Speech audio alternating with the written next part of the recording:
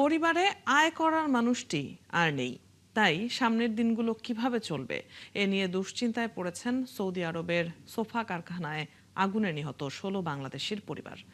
তারা বলছেন এখন প্রতিদিনের সংসার খরচ আর ঋণ শোধ করা নিয়ে তারা অনিশ্চয়তায় পড়েছেন। এই অবস্থায় নিজেদের খরচে স্বজনের মরদেহ দেশে আনা তাদের পক্ষে সম্ভব নয়। বুলবুল আহমেদের প্রতিবেদন। সন্তান হারিয়ে শোকে কাতর নওগাঁর দুবাই গ্রামের শুভর মা।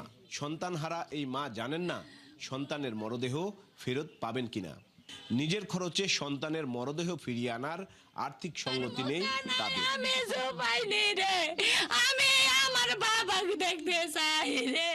কেউ ছিল পরিবারের একমাত্র পুরুষ সদস্য, কেউ বিধবা মায়ের একমাত্র সন্তান।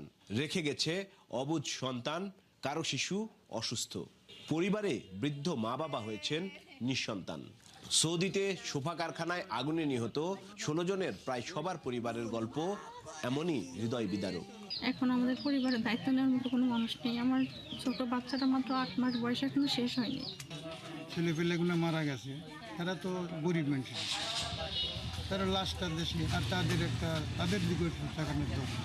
কিন্তু এরা মারা গেলে এদের লাশ নিয়ে আসা দায়ী সরকার পাওয়া যায় না, এরকম ধর্ণা দিতে হয়, অনেক হয়রান পেরেশান হতে হয়। স্বজনরা আরো জানান, দেশের জন্য যারা রেমিটেন্স আনে তাদের কেউ কোনো দুর্ঘটনা বা অন্য কোনো কারণে মারা গেলে সরকারি খরচেই তাদের মরদেহ দেশে আনা উচিত। পাশাপাশি ক্ষতিগ্রস্ত পরিবারগুলোর পুনর্বাসনও জরুরি। তারা মনে করেন এ ব্যাপারে আইন থাকা দরকার। সিটিরে দুটোজন সরকার থেকে এমন আইন পাশ হয় যে এগুলো মাঝে মাঝে ঘটতেছে, দেশে হচ্ছে, আমার সাথে হতে পারে, আর কোনো সাথে এরকম হচ্ছে। যে প্রবাসীরা মারা গেলে যেন তাদের পক্ষে থেকে তারা যেন দেশে তাড়াতাড়ি তা পাঠিয়ে দেয় এবং যেন তাদের পরিবারের দায়িত্ব সরকার যেন নেয়। প্রবাসী মন্ত্রণালয়ের মন্ত্রী সাহেবের সঙ্গে আমাদের এমপি মহোদয় এস.এম. রেজাউল ইসলাম রিজুর সার্বক্ষণিক যোগাযোগ আছেন। এ নিয়ে নওগাঁর সংসদ সদস্য জানান, সরকারি খরচেই মরদেহ ফিরিয়ে আনা হচ্ছে। দেওয়ার জন্য কথা বলছি, চেষ্টা করছি। রবিবার সৌদি আরবের রিয়াদের ওই সোফা কারখানায় আগুনে পুড়ে মারা যান ১৬ জন।